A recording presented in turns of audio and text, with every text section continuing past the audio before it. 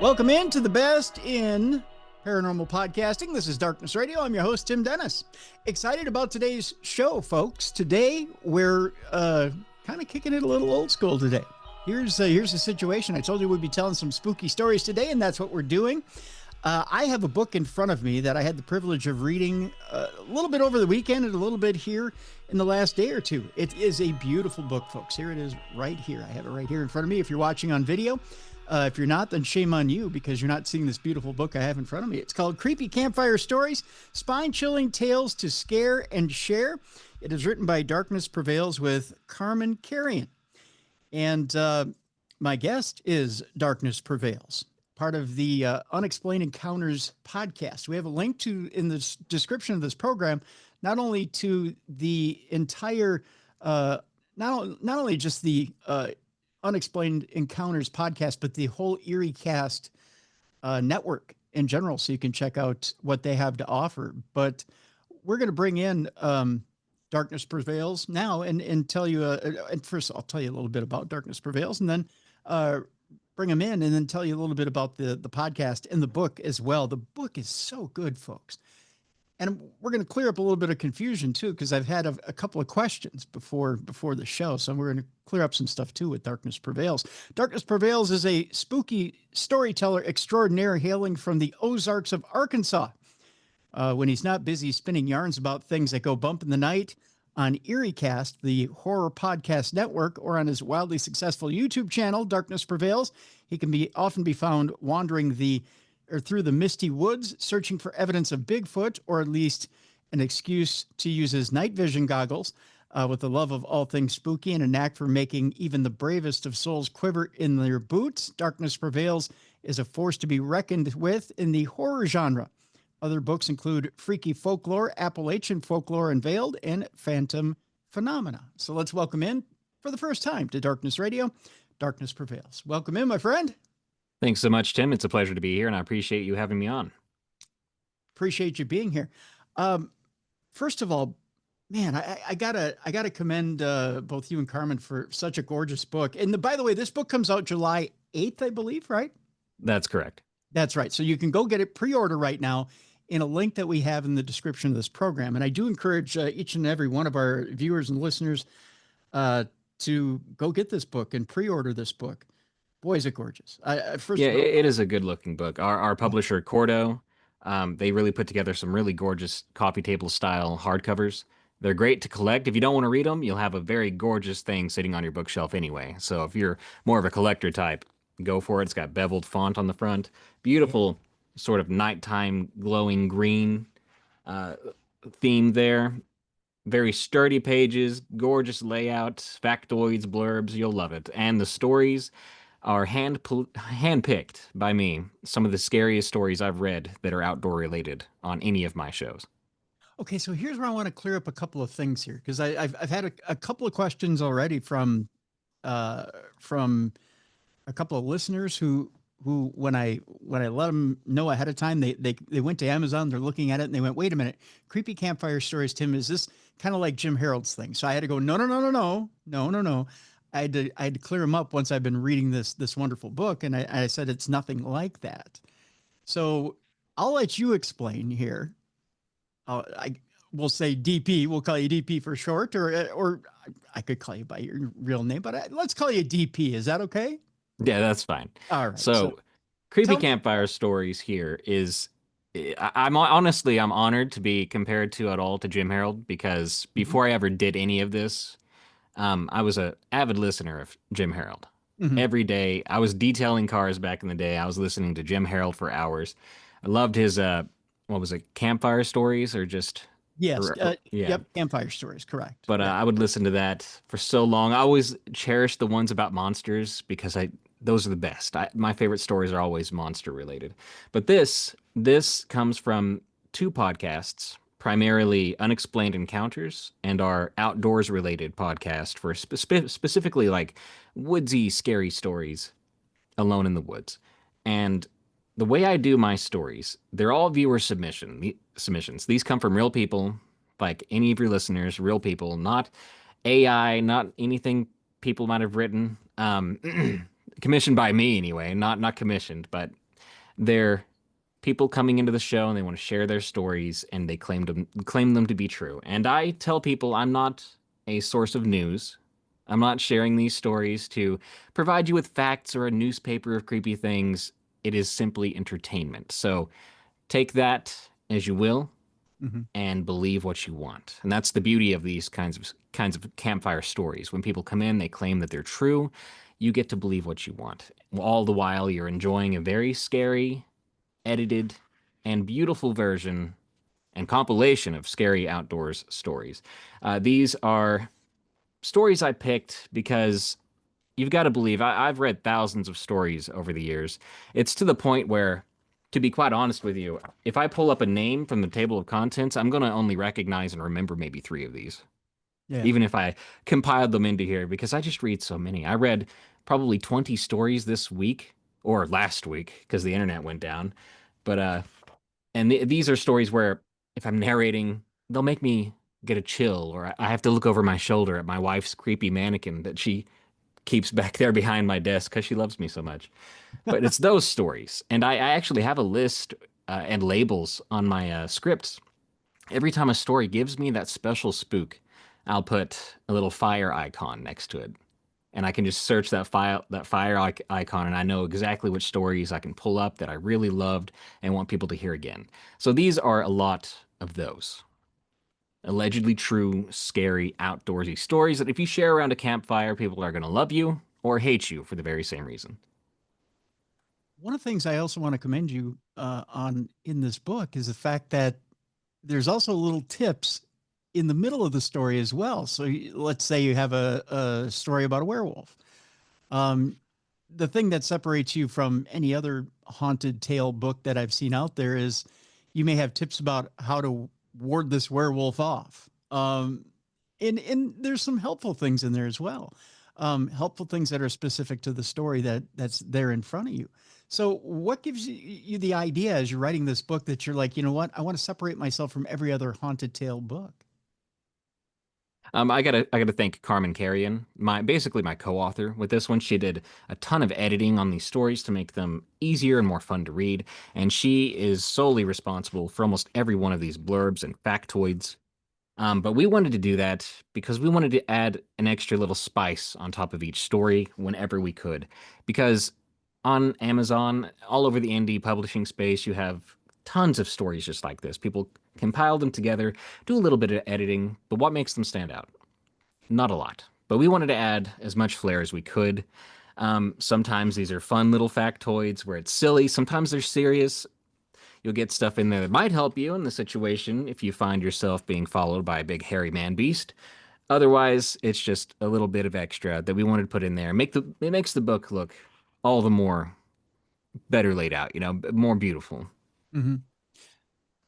The one thing, and again, I'll commend you both on this, is there are, as you stated, there are plenty of outdoor stories here, and the majority of them are outdoors or related to a cabin or related to somewhere in the woods. We do get the occasional story that has an indoor flair to it, or something indoors, or something just absolutely out of left field with a creature that there are creatures in here. I gotta give it to you, DP. There are creatures in here I've never heard of. And I've been doing this almost 20 years. Um, and I go, are you kidding me? When I read this and it chills me, it enthralls me. Oh, I don't know if I should even bring up the one creature that's in here. There's a creature that's out in the woods that there's a hunter out in the woods, takes a shot at this particular creature. It's a common creature that's out in the woods, but then morphs into something completely different that stands. On four legs, morphs into two legs, and goes after Oh, the yeah. hunter. That is one of my favorite stories in this. One of the ones I would actually instantly remember by name. A lot of people might call that, if you don't mind me mentioning the Go name, of ahead. Yeah. course. Yeah. Some people might call that the knot deer. That's a particularly new phenomenon I've been seeing in submissions. It just started coming up out of nowhere, so I'm not exactly sure where it originated from. But I think it has to do with wasting disease, I think it's called, Yeah. in Chronic deer. chronic wasting disease. Yeah. Yeah, and I think it stems from that. but people might be seeing something entirely different. But these are deer who do not behave like deer. They've been seen eating flesh and not in the oh, look at that dead bone on the ground. I'm just going to nibble at it like a natural deer might do. These are deer who are like, I'm going to mess up that squirrel, and I'm going to make sure the hunter watching me sees the whole display. So that kind of thing. But this is like a mix between a Wendigo, the monstrous Wendigo, versus a not deer. It could be either of those, all up to your readers' opinions. But it's definitely a creepy one. One of my favorite ones. And all these strange creatures, like you said, that you've never experienced before or read about before, those make my job, worth doing. Because I read tons of, oh, I saw the dog man, or it's another skinwalker story. But when I get one where it's something I've never seen before, that Hmm. just excites me. I can't wait to read it and reread it again. But that is one of my favorites. It's this cool little psychological horror too, because he's kind of fighting in his own head, like I shouldn't have done that. Is this the first time in my life I felt bad for hunting? But it's a great story. If you pop open this book, look for "I Shot a Deer," and you'll that could be your first one, and I would totally recommend it for sure. Well, and one of the great things about this book, and again, I commend you up and down. This book is absolutely wonderful. You could, as you said, you could pick any story out of the index, go to that page. You could read just that story, put it away, and keep going and going back to any story in the book. And you've got a short story you could savor, and then go back to it and pick it up from wherever you want to go. You don't have to read it from cover to cover, although I encourage you to do so. Um, you could, pick up and go from any point you want to go to. But that "I shot a deer" story, man, I tell you, as someone who spent a good part of my formative years in the woods hunting, uh, I was freaked out. I I don't know what I would have done in that scenario, and I'm not going to spoil much about the story, but um, I don't know what I would have done in that scenario had I faced that situation of what that hunter went through. Where Exactly. and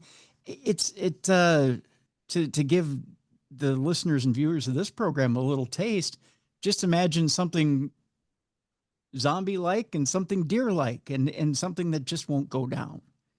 Exactly. Yeah, something a little too familiar while not at the same time. Right. And you just don't know what you're facing. And you don't really have a way out of the woods. I love that you bring up you don't know how you would react, and I think that's an obvious thing to think when you read these stories. But I love that it reminds me at the end of a lot of these stories, people are like, "I never hunted again," or "I never went fishing again," and I do wonder if that is true. If you were to get that close to something completely monstrous, completely out of the unexplained realm, if you would be like, "Nope, I'm not gonna touch a rifle ever again," or at least out in the wilderness. I'm gonna stay home, gonna watch the Nature Channel. I think at that point I would. I think I'd put my gun away if I saw something like that. At least for a few months, right? Oh, sure, because at that point it makes you wonder, right? Because with chronic wasting disease, it's a very real thing. So there's a chance that you could meet another deer that would have that exact same trait again. And it's just enough to make you question, could this happen to a whole nother flock of deer where you could run into an entire herd of deer that's exactly like this, right? Or was it a one-time thing, and do I really want to chance it, right? Do I really want to take that chance and maybe potentially run into it, or was it a one-time thing? So it would make you think twice to actually go out there again. And even if you have a party, right? If you've got a particular parcel of land that you hunt, and say you're just separated by a few hundred yards from each other on different deer stands, that still doesn't give you much safety. I mean, you're still separated by a few hundred yards from each other. And, who's to say that this thing doesn't overtake you before somebody can get to you?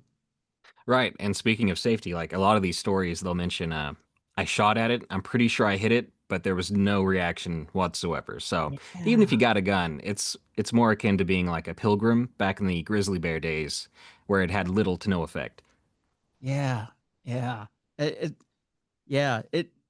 that Terminator effect too, where you hit it and it doesn't do anything. It just shrugs it right off. That Yeah, I might pass out right there, to be honest. yeah, that whole thing it's just that gave me a chill too.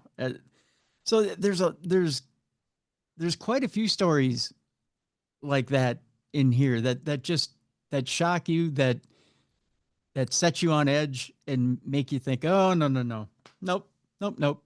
It make you really question twice about going out in nature and whether that's the place you want to be. But there's so much out there, DP, that's beautiful, that's gorgeous, especially since we're in that season right now, right? Um, Right, yeah. That's funny you mention beauty and horror. That's something I've always kind of connected in my mind. I don't know why. I would go out in the woods. I lived out in the boondocks, basically, middle of the woods, out in the mountains. And I would go outside with Incompetech, that royalty-free music, their horror section playing on repeat, just the scariest sounds you could hear from like creepypasta narrations. And I'd just be walking alone through the woods, like, am I a psychopath? But that's what I like, that creepy feeling. It makes me scared and comfortable. I don't know what it is about me. Maybe I'm a weirdo. No, no, no movie or show I watch can be not horror. So if you ever looked at my Netflix history or anything, it's just scary movie after scary movie. well, no. If you think about it, though, I mean, we've become so domesticated. We've put ourselves in these cages we call houses, right? And we've separated ourselves from nature, our natural being, that we've made nature an enemy. And to step back into it and try to kind of re re uh what's the word I'm looking for here, DP, kind of Kind of like reacclimate to the reacclimate. natural That's world. yeah, I was going to say reacquaint, but reacclimate ourselves to nature, or even reintegrate ourselves to nature would be impossible at this point. We couldn't throw away technology. We couldn't get rid of our houses. We couldn't start living in huts or teepees, or building mud huts and living out amongst nature again. We're not built that way anymore. Yeah, I think Um, a lot of us would sadly perish yeah, pretty quick if we had none of what we called, or none of our modern things to keep us safe and warm. we're not built that way anymore. I mean, even think about just modern medicine and how much we depend on modern medicine in order to survive. Oh, I think about that a lot. My kids got sick recently, so Mhm. antibiotics ran their course. And I always think if we didn't have antibiotics, just suddenly, how many people would die? Oh yeah. Like, I would have been destined for death back in the day because I had a kidney issue when I was a younger. And if I didn't have surgery, if I didn't have antibiotics, I would have been dead. So that Oh, is a crazy thought that a lot of us are alive because of these modern comforts. And these stories will remind you that even with or without these modern comforts, there's some scary things out there that could kill you. most definitely. I'm a brittle type 2 diabetic in my mid 50s. I would have been dead in my 30s. I'm just being honest. Well, thank God for modern tech, for sure. Right, right. Thank God for modern medicine. I mean, there's little miracles everywhere, and when I by saying little miracles, I mean even miracles that we've manufactured. I mean, little miracles, right? Um, I tell you, it's there are things in nature though when we've created what should be, like you said, beauty, natural beauty around us, that we should be in awe of, that we should be one with, that we've created our own boogeyman, so to speak, out of it, and we've turned it against us. Even That's really, yeah, it's yeah, really ironic. Yeah, yeah. because nature should be our home. We should feel comforted out there, and yet we do turn it into this thing that's terrifying. If you lose track of the trail for even a moment, I think everyone's natural response is a rapid heartbeat and starting to turn 360 degrees repeatedly. Now here's my question here, DP, and that's this: are there things out there that maybe we should understand, and not only understand, but maybe even have a certain amount of control over, that we have no understanding of and no control over, that we blow out of proportion because we're so disconnected? First thing that comes to mind is how actually huge the wilderness is, especially in America. A lot of people misjudge how small or big places are, and they end up getting lost and never found. And I think stick to the trails, realize how tiny of an ant you really are to nature itself, respect nature. I think that's something that would be a given, but a lot of people don't respect nature. Nature's scary, especially if you don't respect it.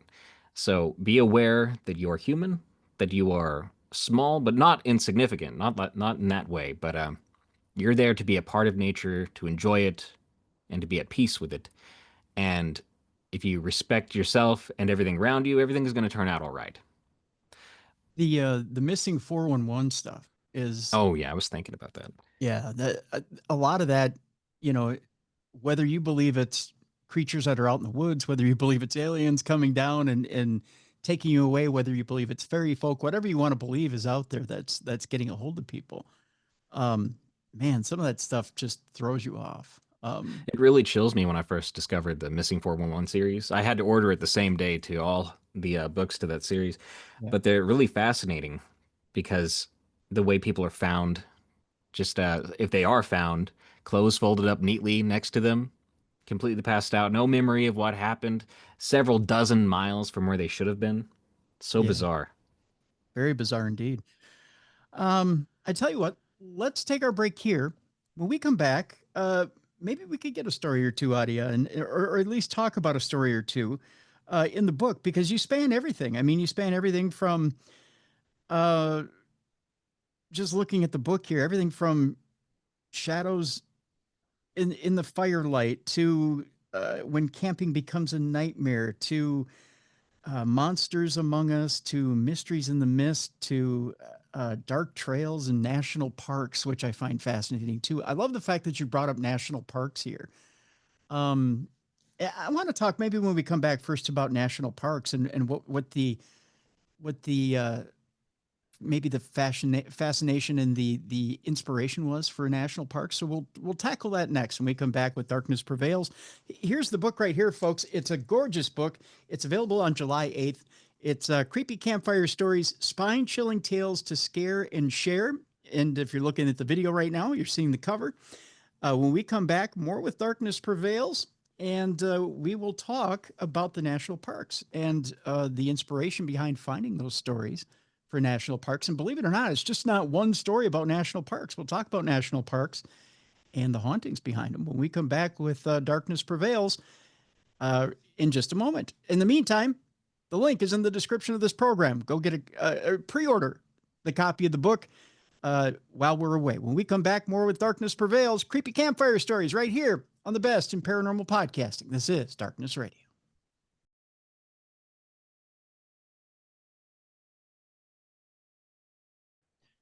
Welcome back to the best in paranormal podcasting. This is Darkness Radio. I'm your host, Tim Dennis. My guest is Darkness Prevails. The name of the book is, in fact, let me hold it up here if we're on camera, Creepy Campfire Stories, Spine-Chilling Tales to Scare and Share. It is Darkness Prevails along with Carmen Carrion. So both of them put this gorgeous book together here. And not only a gorgeous book inside and out, but also again, DP, I gotta tip my cap to you. It's one of the more intriguing paranormal story books I think I've read in the last couple of years. That's good. That's the goal, is to stand out amongst the vast competition. There's a lot of them, isn't there? I Yeah, think. as a horror lover, I do love it, but now as an author of the same thing, I kind of don't. Well, there's a lot of competition, and I think the hard thing is to stand apart because, boy, there's a lot of ghost stories, there's a lot of cryptid stories, there's a lot of monster stories, and it's one thing to, I mean, first of all, to pull true stories and then put them in a book is one thing, but the second thing is to put compelling stories in there. The third thing is to get a variety of those stories together, and you've managed to do all three and make them not only entertaining and spooky and but riveting. And that again, I want to tip my cap to you because you've managed to do that. And boy, I tell you, the variety here is impressive. It's impressive. I want to go in the direction of national parks. I teased that before the break. You've got 4 stories here. You bring up Yellowstone, the Rockies. Is it Congaree Park? That's the one I I have. think it's Congaree. Yeah, and the Whispers in Stone Forest. Um, national parks. Uh, I think safety when I think national parks, but now you've got me a little unnerved. What was it about national parks that was a little bit of a draw for this book? That was a big concoction of a bunch of things. So, as we discussed before, Missing 411 was a huge inspiration for my channel. And Mhm. at the same time, that stuff was taking off on YouTube. And I'm sad to say, I am a YouTuber at my core. So, when something starts to gain traction, I kind of want to see what I can do about that, see if I can get some views. And I did notice pretty quick national park stories were popular. And thank God too, because some of my favorite stories were national park stories. And I noticed people love hearing about Appalachia, Yellowstone, Rockies, all of that in particular. And there's fascination around it because while it is supposed to be safe and taken care of, it's also wild, right? So Yeah. it's like the closest border, sort of the event horizon of our natural world and chaos. So when you're walking along the trail, you're what, a few yards away from being happy with your family and not seeing where the trail was or where your people were. And that's what makes national parks so darn scary, in my opinion. I think a lot of people would agree, especially with Missing 411 pointing out that people go missing in the worst, most bizarre scenarios. So you're not just going to be lost out there eating bugs till you're found a few days later. It's going to be something, it could be something worse, something weirder. Yeah. Yeah. It, and you're right. It's the fact that you think you're safe, right? You think you've got this false sense of security. You think, well, there's rangers around, right? There's people to look for me. If I should go missing, then I won't be missing very long because they have access to search teams. They have access to plenty of authorities to come find me. But the scant truth here really is this: there's one ranger per national park, maybe a couple. Yeah. Um, the time it takes for a rescue team to come find you is quite a bit of time. And the time that it would take a rescue team to come find you, it's probably going to be a day and a half, 2 days, 3 days. Yep. And the vastness, the absolute vastness. So it's Yeah. more like an ocean. You're trying to find a needle in an ocean. And that needle often doesn't have the knowledge to stick where he should, right? So a lot of people, if you get lost out there, you're going to make the opposite decisions of what you should be making. And you get yourself more lost and you're accidentally tricking the people who are trying to find you. And so it becomes this cliff's or knife's edge of complacency and terror. Yeah. Yeah. Maybe that's why I don't vacation at national parks. Yeah, I, that's probably why I want to go. It's like one of those yeah. things where, darn, I wish I had the time to go do this. And Yeah. then I'm like, maybe not. I've got two kids now. Maybe we'll let them grow up a little bit before they challenge Bigfoot out in the woods. Yeah. What do you think the odds are that, and I'm putting this on you, I'm not going to answer this question, but what do you think the odds are that there are multiple cryptids at most of our national parks? That does bring me to a point that I've always believed in, even now after all these stories. So when you read thousands of allegedly true stories, you'd think, is it going to make you more of a believer? For me, it hasn't. It has the opposite effect, but not entirely. So I become more skeptic because people will send me crazy stuff, and I don't want to poke fun, but I did get a story, and this is infamous in my community, where a guy was riding horseback with a katana, fighting a Wendigo to the death in a snowy forest, and I'm like, did you really send that to me? Did you really spend an hour of your day writing that so I would read it? But it past the ridiculous stories, it's the stories in this book that make the job worth doing. Um, for me, what I'm trying to get to is I've always believed there's so many freaking stories like this, right? Hmm. And not everyone is lying. And Right. all it takes is one person out of those tens of thousands to have a credible account that wasn't a mistake, right? So one person who's not only truthful, but didn't mistake what they saw. Just one. And that opens up a huge hallway of doors of magic and terror at the same time. So I do find horror magical in a way. So imagine you got the regular world, nothing crazy happens, it's human on human violence, and then you got the world where a guy got mauled by a werewolf once, which is horrible, but Mm. also, if that's real, what the hell else is real, right? But I'm not saying it's all real. I'll obviously not go in with skepticism, healthy skepticism. But in my head, personally, if one of these is remotely true, then there's mystery left in this world, right? Right. That brings up an interesting question. Um, when you get these submissions, when you get these stories, where is your BS meter? Where does it lie? Where's the line here? So when you get a story and you look at something, where does your spidey sense go off? And you say, I don't know that I can believe this story, or yeah, I buy in. Is there a line where you say, this much is too much? And where is it? My horror Geiger counter goes off the charts all over the place, like you're throwing the darn thing over Chernobyl a lot of the times, and it comes down to several instances. So when I open a submission, I'm looking for, are there paragraphs? You won't believe how many stories I've received that are 3,000 words in one wall of text with no periods. Mhm. That sets my limit off immediately. Like, no, not I'm not doing this. Luckily, we have AI now. I can pop that sucker into AI and be like, hey, edit this so I can actually read it, but don't change anything else. So that saved me a lot of stories that might have been good by people who don't necessarily, I don't know, pay attention when they write or just want to get it out and don't have the time to edit. But beyond that, the stories themselves, I'm wary of stories where here's an example. I saw Bigfoot, but maybe it wasn't. Versus I saw Bigfoot and arm wrestled him. So that kind of direct confrontation, that's what gets me, it gives me an eye roll. And then I'm Yeah. like, I'll put this over here for now and focus on stuff that's a little bit more believable. I like the vague accounts that have subtlety.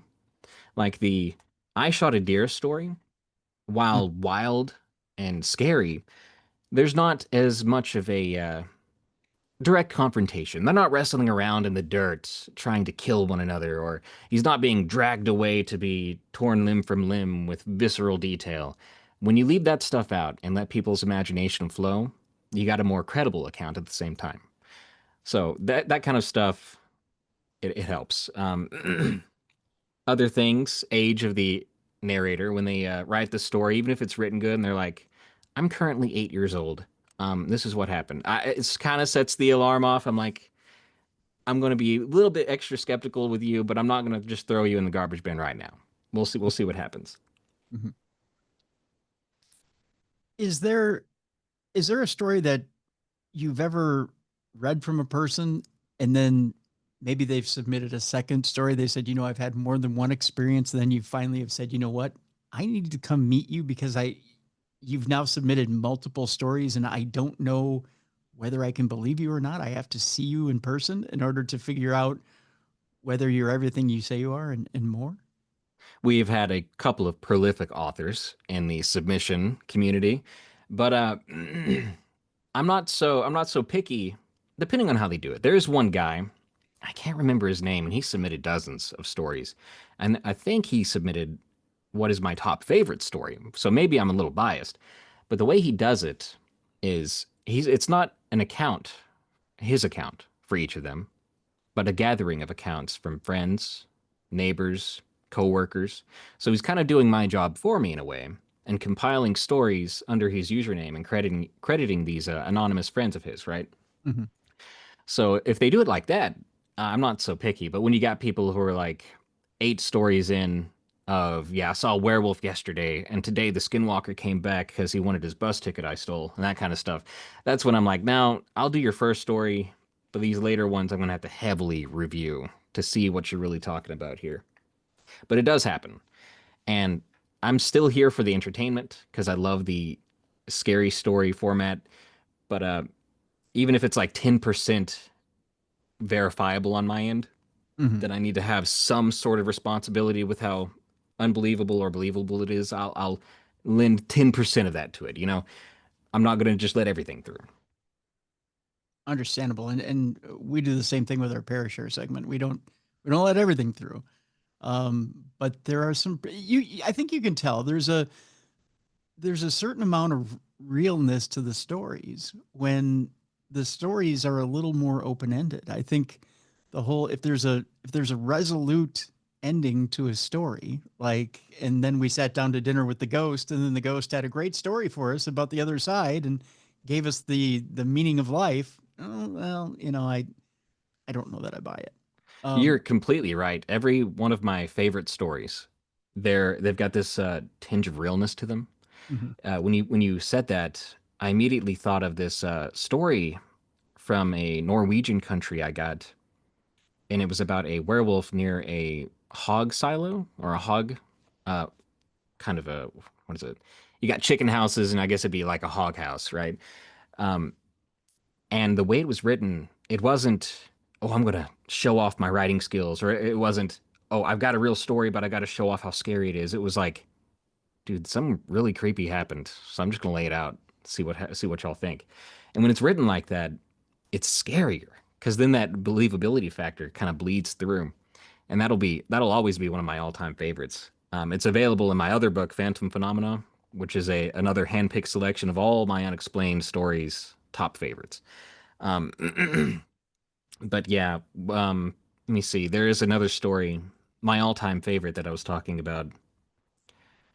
Um, Weatherman and the is it Cuyahoga? Do you know how to pronounce that? I don't want to say it wrong and get ridiculed here. Yeah, I think it's Cuyahoga. Yeah. Weatherman and the Cuyahoga Valley Buzzer.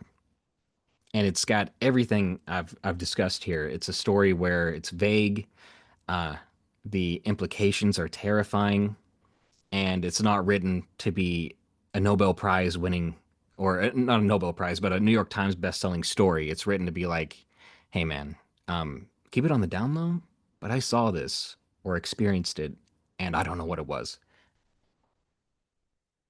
Right on. Right on. Uh, Speaking of stories that chill and keep people on the edge of their seat, I'm wondering if you can tell one for us now. I don't know about your audience. My audience has a fascination with haunted dolls. Can Haunted dolls, okay. Yeah, can we go to page 59 in the book and tell the story of the possessed singing doll? Absolutely. Let me get there. Okay, sure, not a problem. Let's Uh, see if I remember this one. Got to pull okay, it out from my brain. sure. Yeah, this audience has a fascination with two things: black-eyed kids and possessed singing dolls. And I know that and I won't ruin the story in the book here. That seems a lot like there's one woman who shows up in one of the stories who feels a lot like a black-eyed woman, but she isn't. I don't think, but it came across like one. I think I know which one you're talking Yeah, about. It's a very, yeah, very good story. yeah. Oh, Yeah, I can that's definitely read this. Speaking of Black Eyed Kids, real quick, sure. one of the first stories I read online was about some guy in a truck driving through a desert road at night when a Hmm. couple of Black Eyed Kids stopped him. And when he finally rolled down the window, because you get that feeling of you shouldn't talk to these people, Yeah. and they said to him, "This won't take long." Ooh, that gave me chills back in the day, and I was up for hours after that trying to get back to sleep. But Ugh. anyway, yeah, I can go into the story, The Possessed Singing Doll. A perfect tale for when you're bored at a sleepover. Tell stories and avoid conjuring demons. Yeah, don't play with Ouija boards, kids. Two teenage girls' fascination with the paranormal causes them to recite a spell with creepy consequences. I still find myself thinking back to this experience whenever I'm around dolls, especially those mechanical ones that start singing a tune when you press a button. At the time of the story, my family and I lived in an apartment complex consisting of about 20 apartments. My best friend, whom I'll call Anna, also lived in the same building. We hung out all the time and were practically part of each other's families. The scent of her mother's apple strudel often wafted through the hallways, a comforting reminder of home now that I've grown up and moved away. One night we were planning on having a sleepover at her place, as we had done many times before. Being young and naive, we were really into paranormal stuff. This interest was fueled even more by Anna's older friend, who had joined quite a few seances and would not stop telling us about them. Not a day passed without ghosts or demons and the like filling our conversations. The thrill of the unknown sent tingles through our bodies. On the night of our sleepover, we were lounging in Anna's parents' bedroom, sprawled across their soft, plush comforter, our words muffled by fluffy pillows as we talked and giggled. The room was dimly lit by a bedside lamp, casting long shadows on the walls. Of course, the paranormal topic came up again, but even then we weren't taking it seriously. Anna suddenly remembered that her friend, the same one involved with the seances, had printed out a few witchy spells from the internet and given them to her earlier that day. We were having a real good laugh about those spells, reading them out loud, our voices echoing slightly in the quiet room. Stupid, I know, but who would have thought that some random spells from a sloppily made web page could have an actual effect? Anna's parents had a small, pretty doll sitting on the nightstand beside the bed. Nothing else was on the stand. It had blonde, curly hair, bright blue eyes that seemed to follow you around the room, and it was wearing a pink frilly dress that rustled softly in the breeze from the open window. When you pressed its stomach, it would start singing a rather pleasant song. It was adorable, its tinkling voice filling the room with cheer. We had just finished reading out another spell when the doll suddenly started singing its little song. At first, it was the usual cheery tune, but that changed fast. It went from being cute and happy sounding to a completely distorted version of the song, and it wouldn't stop. Imagine any children's song, then put it in a horror movie involving a haunting. That was kind of how it sounded, a cacophony of discordant notes that sent chills racing down our spines. Of course, Anna and I were shocked. We couldn't move, much less speak, for what felt like ages. The air in the room seemed to grow thick and heavy, pressing down on us.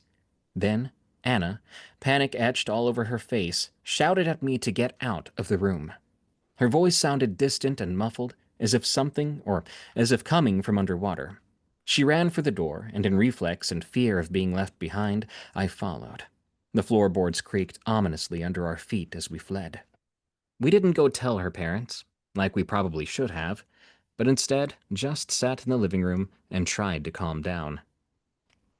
Our hearts were pounding so hard I thought they might burst out of our chests. The cool air in the room did little to soothe our frayed nerves. Anna told me she saw a shadow on the wall right across from the nightstand and the doll, which was what broke her from her paralysis. The thought of it made goosebumps rise on my arms. We ended up canceling the sleepover. I just wanted to go home to my parents. The familiar corridors of our apartment building seemed alien and threatening as I hurried home, every shadow a potential threat. The flickering hallway lights only added to the eeriness. To this day, Anna still swears up and down that she really saw that shadow. We also went back to her parents' bedroom the next morning to check the doll. We thought that maybe the singing mechanism had simply started to malfunction at the worst possible time. But when we tried pressing the button, the song played without sounding weird. No distortions detected at all. The doll's eyes seemed to gleam with an unsettling knowledge as we backed away from it. One last thought. The next time you're tempted to dabble in the dark arts, maybe stick to less risky hobbies like juggling chainsaws or poking sleeping bears. And if you will, I will add this little blurb here, this little factoid. Sure. Is your doll possessed? 3 telltale signs. Do you suspect your favorite childhood toy might be harboring an otherworldly presence? Here's a handy guide to determine if your doll has crossed over to the dark side. The stare. If you catch the doll's eyes following you around the room, it might be time to worry. Bonus creep points if the doll doesn't have painted-on eyes. Mysterious relocation. Does your doll appear in different rooms without anyone moving it? Either you have a prankster in the house, or it's time to call an exorcist. Pet panic. If your normally chill pet suddenly refuses to enter a room or hisses at the doll, they might know something you don't. A possessed doll is for life, not just for Halloween. I love that last point. Yeah. It's for life, not just for Halloween. Yeah, it's going to follow you everywhere. That it is. I'm wondering if we can get one more before we leave people today, because this particular story, I think, encompasses a lot of the book, and it really does chill to the bone. And I don't think I'm blowing anything by asking you to read this one. Oh, for sure. What you got? On page 187, there's a story called A Friend in the Forest. Oh boy, yeah, let's go for it.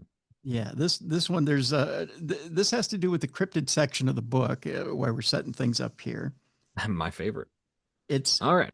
man, it's a go ahead, DP. This one is I won't tease anymore because this one is quite creepy. Right.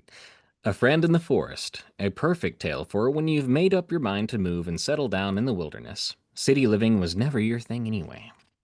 A peaceful off grid life in Washington's Cascade Mountains in the United States turns sinister when a couple befriends Forrest, a man with a dark past and an even darker story. As animals mysteriously vanish and Forrest disappears, they encounter a terrifying gray creature in the woods. I was living off the grid on a property of 80 acres in the Cascade Mountain Range of Washington State. Life was good. I was living the dream with my wife and my brother. We raised chickens, ducks, and turkeys, and had a small garden mostly consisting of marijuana plants and food for the animals. We rented the property, and there was one other renter on the land down a long trail along the marsh that leads out to the lake. He was a hippie. We got along fine with our neighbor for a while, but the longer we knew him, the more he tried to take advantage and trespass onto our section of land. As time went on, he even began building what seemed to be a commune of sorts. He would bring out strangers as well as homeless travelers and let them stay with him in exchange for help building and gardening in his area. Some of his visitors seemed like good enough people, but some you could tell had issues. We lived like this for a year or so before my brother moved out to live with his new girlfriend. Now it was just me, my wife, and the hippies. It seemed like our neighbor had a new group of people every week. Then one night, our neighbor held a big party. I decided to hang out for a bit. There were about 20 people passing bongs and bottles of homemade mead and mushroom tea. There was even a little group of street musicians playing songs from the Grateful Dead. Like I said, hippies. At this part, I heard stories that were borderline unbelievable. Most of these guys got here by hitchhiking and hopping trains, and were very open about telling stories of crimes they had committed. It was here I met a man named Forrest. He was of indigenous descent. He had just come to Washington from California, and had crazy stories about seeing what he would refer to as aliens following him. He described them as thin, tall, gray creatures that would leap into the trees and make clicking sounds, sometimes even mimicking human voices. He claimed they had followed him from California, and they were now on my property. We were all pretty drunk, so I just put it off as a guy on a weird trip.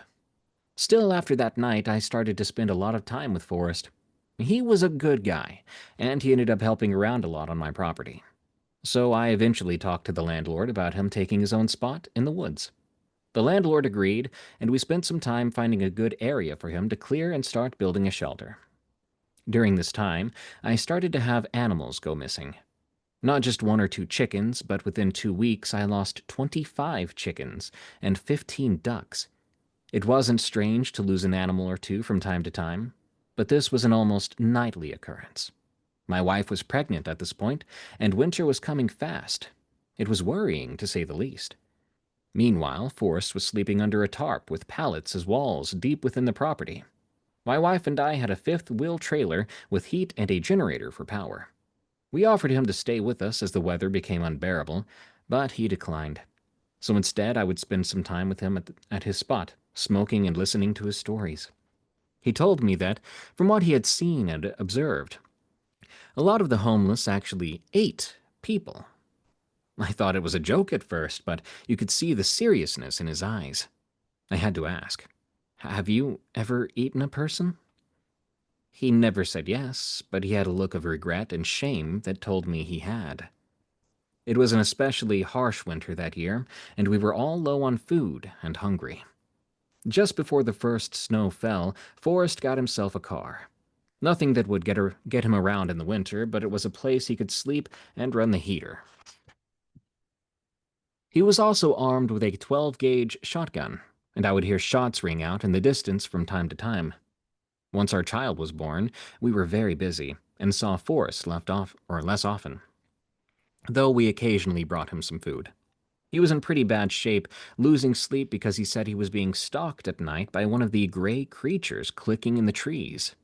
I indulged him, and we spent some time searching for signs of the creature and building up a better wall system as a sort of security. but I never believed it much. I just wanted to give him some peace of mind. The next few times I went to check on him, he wasn't there.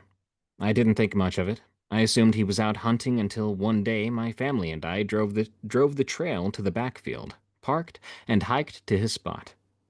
Nothing had changed. Everything looked the same. His blanket was in the same position in the corner. His pots and pans were molding. His propane tank was just as full as the last time. I had seen it, and I was normally his ride into town for supplies. We checked his car. The keys were sitting in the ignition, and his 12-gauge shotgun was sitting in the passenger seat. I knew something wasn't right. He wouldn't have left these items behind, and he had become a great friend. I refused to believe he would leave and not say goodbye. That's when I heard my wife scream. I frantically ran over to see what was wrong, and there was the head of a dog on the ground. Its face was chewed up, missing its eyes and the end of its nose, and the body was nowhere to be found. I'd seen similar kills to that before and was pretty sure a mountain lion was the culprit. They tend to leave the heads behind.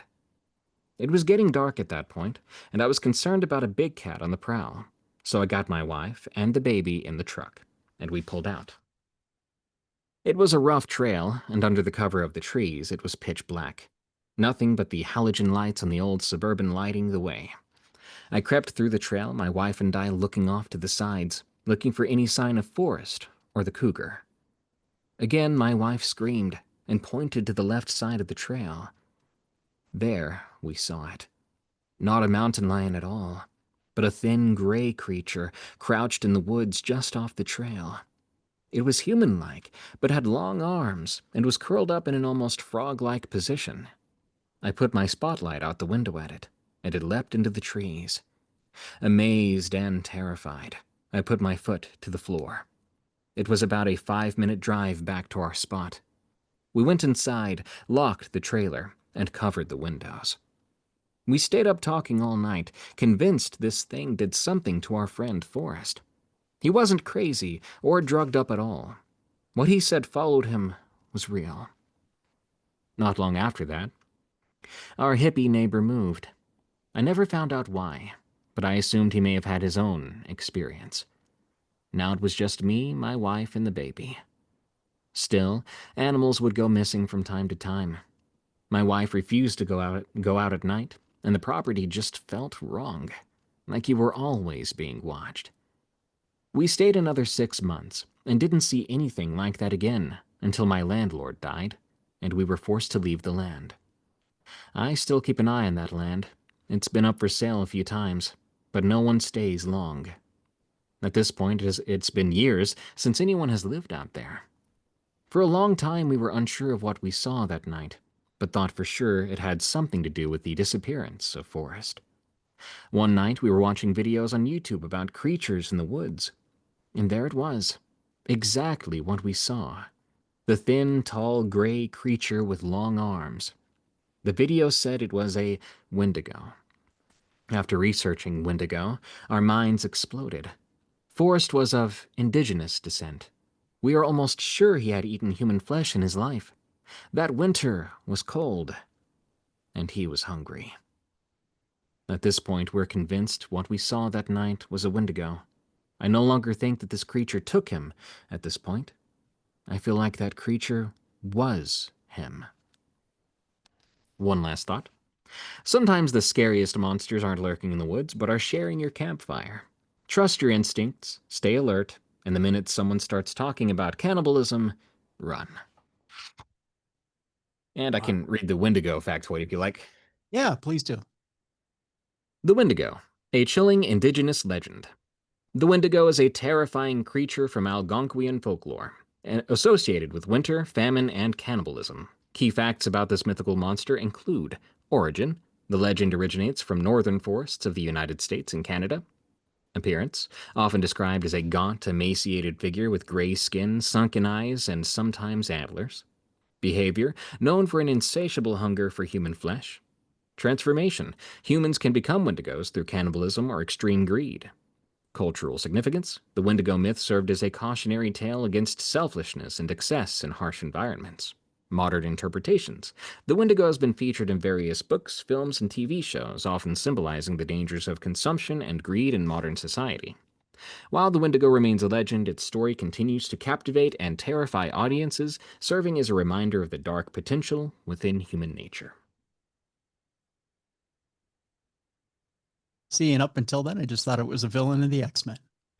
Oh, goodness. There you go. Yeah. No, I'm kidding. I'm kidding. But wow. See, Very chilling story. isn't it? I mean, I had just this shiver down my spine after reading that.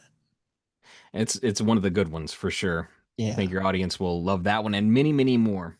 If Yeah. I had to suggest a few, if that's all right, Yes, please do. suggest a couple. Yeah. See, got to pull open that table of contents. Mm-hmm. Mm-hmm. Some of my favorites, off the top of my head, so you know they're kind of up there in my memory for a good reason. Mm-hmm. I slept with the Skinwalker. Not like you think. Not that kind of slept, but not that kind. But yes, it's creepy. It is creepy. Yeah. and the Spirit of Hogpen Branch. Mm-hmm. And let me see. Um, I get these stories confused a little bit. I think It Butchered Our Horse was the one I'm thinking about. Yep. Yeah. Very, very good stories in there. Obviously, there's going to be a little bit of a harm against animals, so be forewarned if you're sensitive to that kind of stuff. We don't get very visceral with it. It's more mentioned, like you heard in that Wendigo story, but it is there. The is it the terror in the cabin? Is that the creature that's in the attic? Ooh, I think so. I've read so many cabin stories. Yeah, I can look that up real quick. That's another popular subject in my community. They love cabins. yeah. But I don't want to say any more about the creature that's actually up there. But I think if it's the one that I'm thinking of, with the two men in the cabin and the creature that's up there, and you hear the scratching in the attic and in the walls and in the ceiling, and then eventually they take the broomstick out. Yep, I think it's the one. Oh Yeah. yeah, that one gave Yeah. me chills too. That one's really good. That reminds me, I don't think I've put this story. I might have put it in a different book, but one of my favorites off the top of my head was when someone stumbled upon a skinwalker mid transformation, and it's one of the most body horror ones that I've ever read. Wow. Very, very good account, a lot of detail, and how, like, imagine what you would see if you caught a skinwalker mid human, mid animal transformation, that kind of awful body breaking kind of stuff. Yeah. I never thought I'd get a story like that, but when I got it, I was psyched. Yeah. Boy, that sounds interesting too. Yeah. Lots of good stuff. Also the Las Brujas de Mexico. That story was it brings you back to being a child and the feeling of helplessness. Oh yes, yes, I remember that all too well. There were nights where I would stay up too afraid to get a drink of water, and I would just almost die by morning. Yeah. That is one of those stories. Yeah. I love witchy stories like that. Yeah. A lot of people get offended when you tell witch stories because there will be people who are like, I'm a witch. Witches aren't evil, but that's not what we're saying. These are the Oh, bad witches, okay? right. So Right. give it a chance.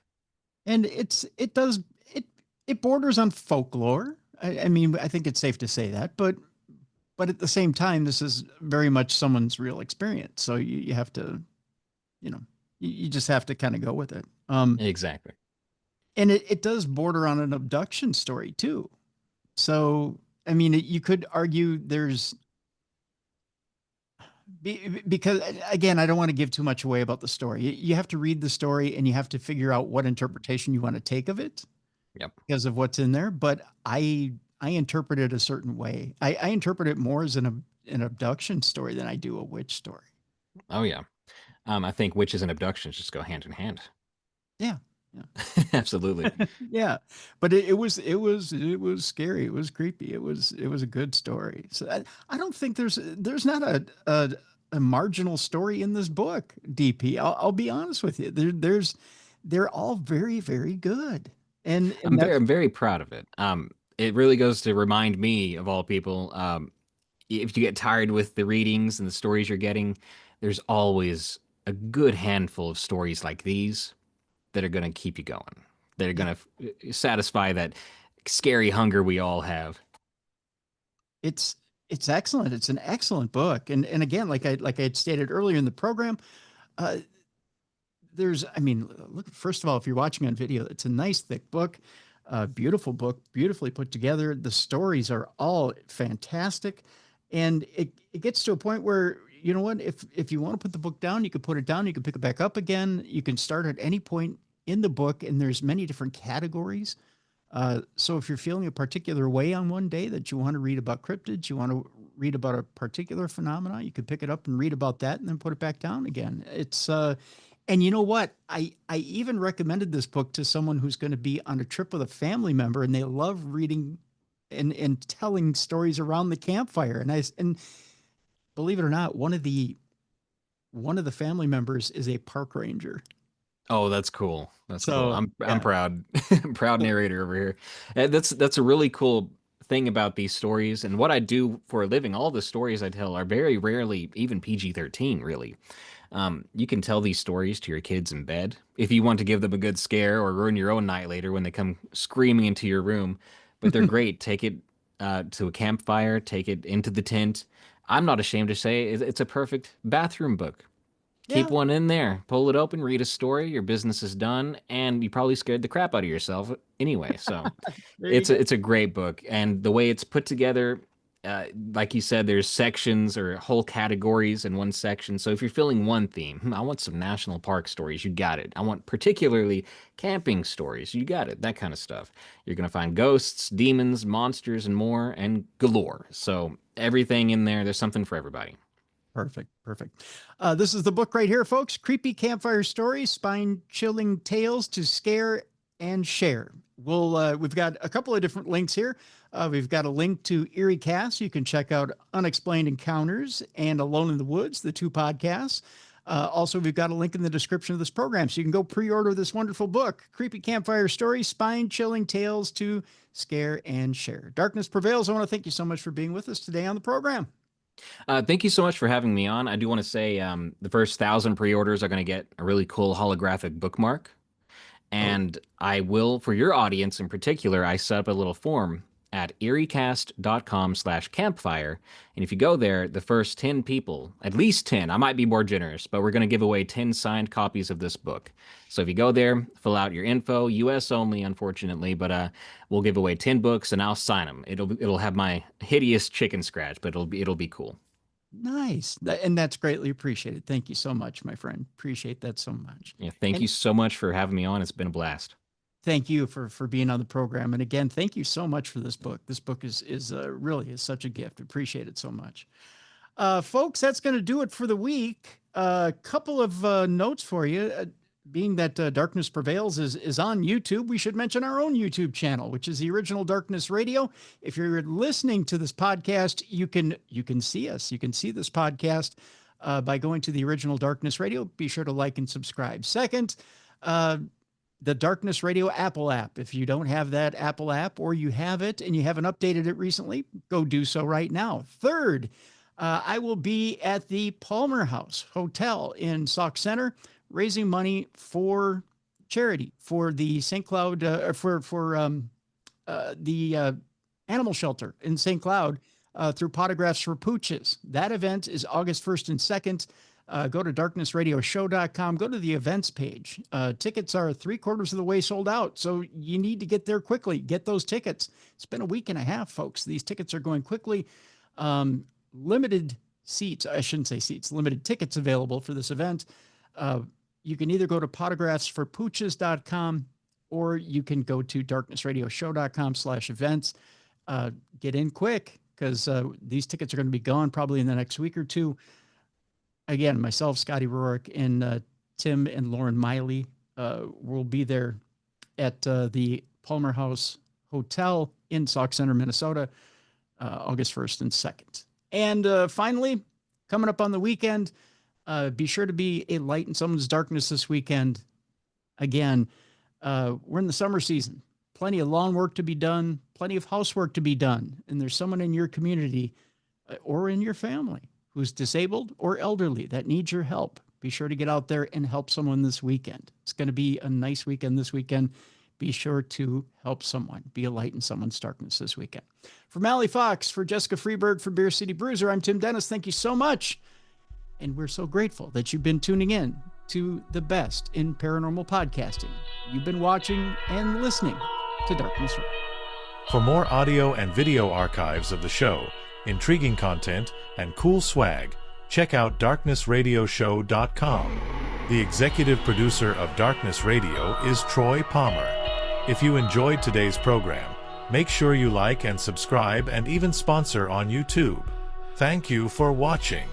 Remember to not only have a great weekend, but also make an impact as well, and be a light in someone's darkness.